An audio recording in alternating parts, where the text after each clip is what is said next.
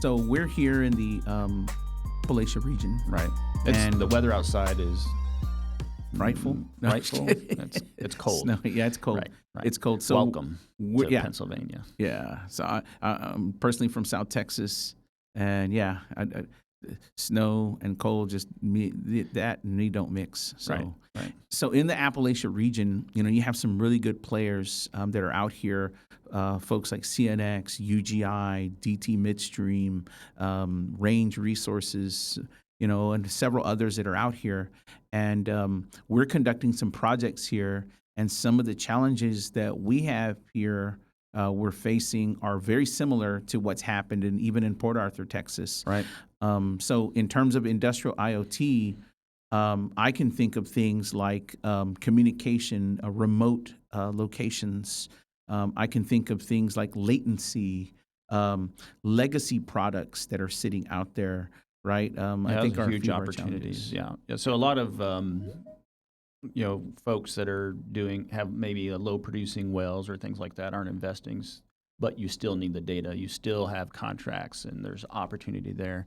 You think about things like hauling water and strapping tanks, or hauling oil and strapping tanks. Huge opportunity in tank levels and remote telemetry at lower costs. And then you mentioned, kind of latency on networking. So lean towards technology like MQTT, or absolutely WebSockets or whatever. But MQTT is the way to go. Yeah, I think MQTT is a driver, and I just want a quick plug that Opsite Energy on the podcast, EnergyTech podcast, will have some featured guests later on where we focus on MQTT as a lightweight protocol and how it's growing. And so I'm glad you brought that up because MQTT is one.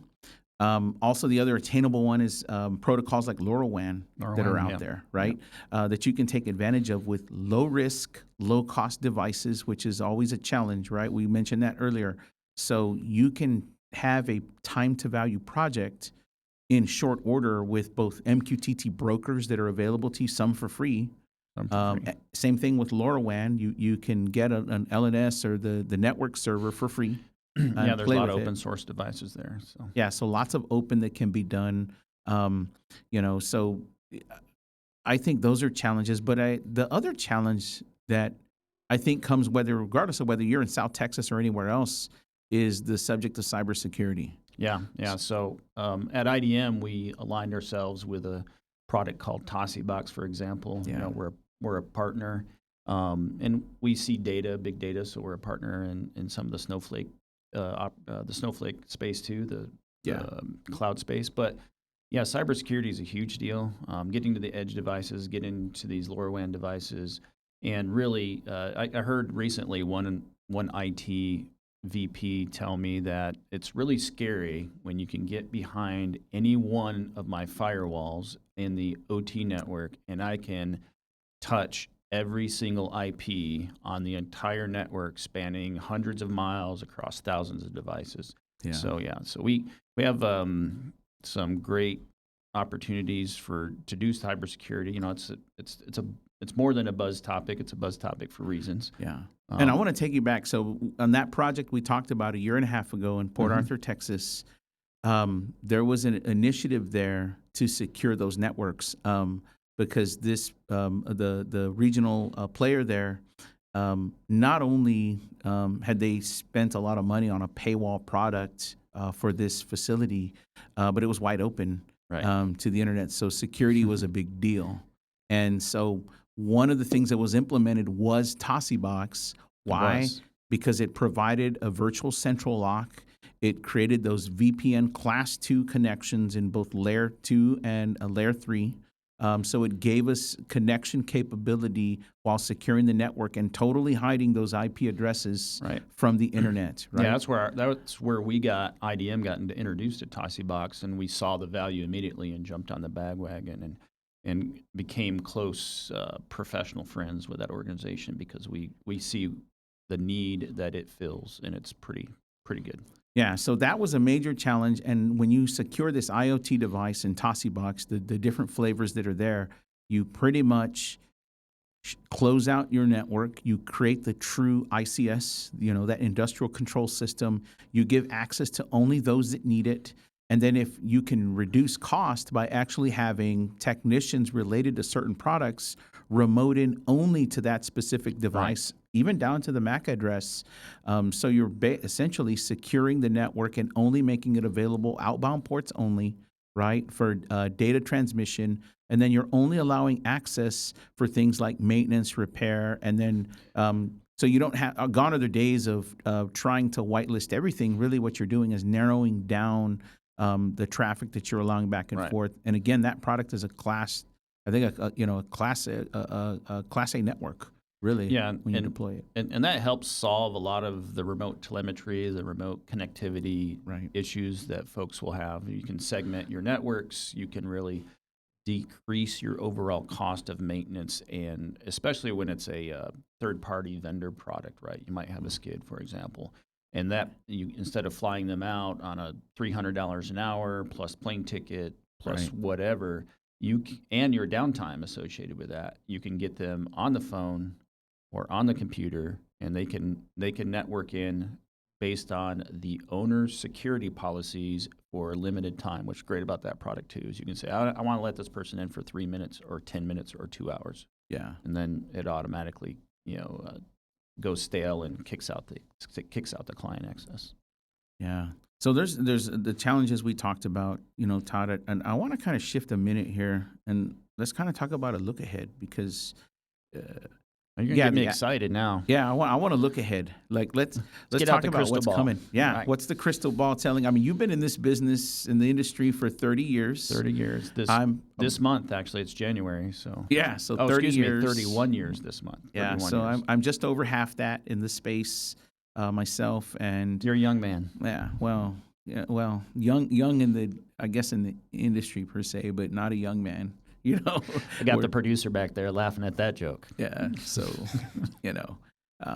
but I want to target a couple of look aheads. So in your mind, in your look ahead, what do you see in terms of the energy space, some cool, we'll say, products or technologies that are available now that you see kind of growing? Yeah, so from edge all the way into production facility, all the way to the ERP. That's kind of way we view data these days, and our organization has kind of always done that, but it's very much so these days more than ever. So we're now getting into a lot of modeling at the enterprise level to machine learning at the production level, and we're starting to introduce AI and leading heavily on that type of stuff. So yeah, you mentioned earlier that IDM is a Snowflake partner, and one of the great things that I've seen is the implementation of ignitions and the IoT bridge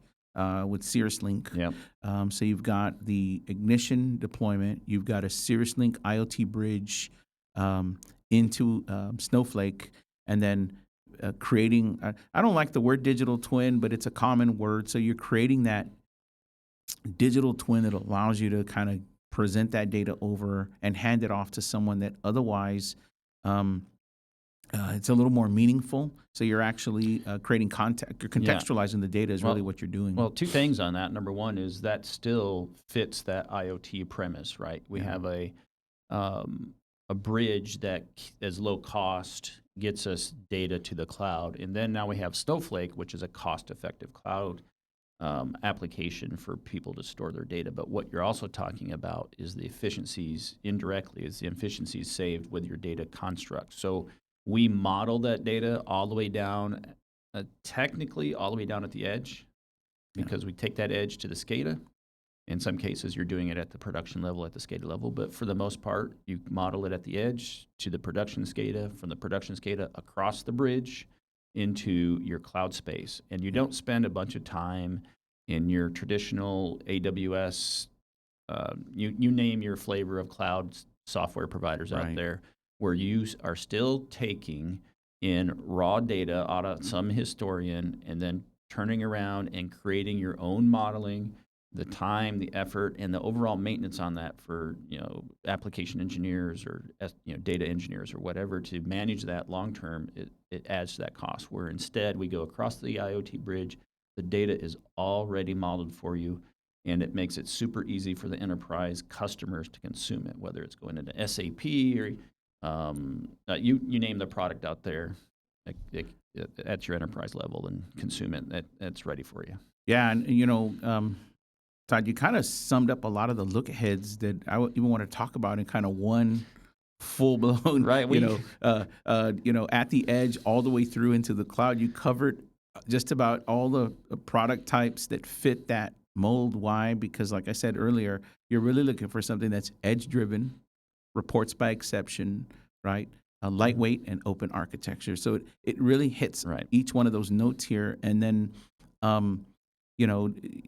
I think one of the things you just said struck me is that the data is contextualized. So you don't have to do a lot of heavy programming to do it. I know one of the projects you're working on right now is actual production data, to get that production data into the Snowflake environment, right? So that it is available for operations. It is available for accounting. It is available your for unified namespace, if you want to use that buzzword as well. Data lake or what have you. So, for sure. That's a good point. And what I'm not talking about too much there, it's not appropriate to have the conversation yet on the podcast, but just as a generalization, you get into all the exciting stuff with modeling and data mining that really just wasn't available because it wasn't easy to get from the edge historically, right? I recently heard a gentleman talk about something similar to where if it takes you your round robin, your 15-minute pull cycles, it's hard to mine the data in between, and we really, it's an exciting thing coming down the pipe. Yeah, you and I talked about this, but I think the one of the look aheads that I see just in my half your experience is the rise of what I call the AI generalist. Mm-hmm. The AI generalist is someone that can take that data and can do lots of different things with it using available tools that are now in our hands, leveraging large language models, leveraging tools that scrape data and actually do something with it. While Snowflake does have a great set of tools inside of Snowpark, you also have things like Streamlit that give us quick applications to hand off to engineers or guys in the field. So all that is available. And so in terms of a look ahead, that's one of the things I see as an AI generalist that can take advantage of the data, and they don't have to be an automation tech to understand the engineering with 30 units. years of experience, right? Or 8 or 10 or 15, before they become really valuable in the industry. And but that's absolutely correct. There's a huge opportunity. It's much like the theme of IoT, right? Or IIoT in our case, where we're taking costly devices and we're driving down cost. We're making it, the technology is cheaper to make. We can make it harden. We can get it to the industry. Well, now you're talking about an engineering staff that is few and far between. We struggle in our industry significantly to find good automation engineers, as an example, that have the years of experience, that have the availability, because all the big players that have big paychecks will take those good folks and employ them. Why wouldn't you? But now we can leverage our workforce multipliers. It's the way we see it. But we're really driving technology costs down, right? Yes. And that is the AI generalist. It is someone that has those capabilities and tools to make them an army of one, right? To do those activities, and leverage those technologies and tools. So with that, Todd. Well, wait, one more point on that before the producer kicks us out, right? So because we're well over our time, I'm sure. We got us all excited, but talking ones and zeros here. But so on that, you talked about an army of one, and really that's what we are looking for in the technology space is automation engineers that can increase their toolkit. They now have the ability to talk about SQL databases as well as SCADA systems, as well as Snowpark, Snowflake, HTML code, they become knowledgeable. They hit that 80% mark like overnight, and now they become an expert of managing the AI and managing the AI implementations. So that's definitely where the industry's going, and IDM's jumping on that bandwagon as well with their staffing. Yeah, and we want to remind our listeners that we're going to pick up some of our the folks we talked about. We're going to have on Logic on the show. We're going to have Tossie Box on the show. Right. Our team with Ignition is going to be on the show. We're going to target some data centers. We'll talk about that. So you can catch them here on the EnergyTech podcast. I'm your co-host, Mike Flores. And I'm your guest host, Todd Smith. And thanks for having us. And of course, Jeff Perry working the back there for us. Thanks, Jeff, for the patience helping us out. Don't forget to like and subscribe if you want to hear more, and post your questions and comments.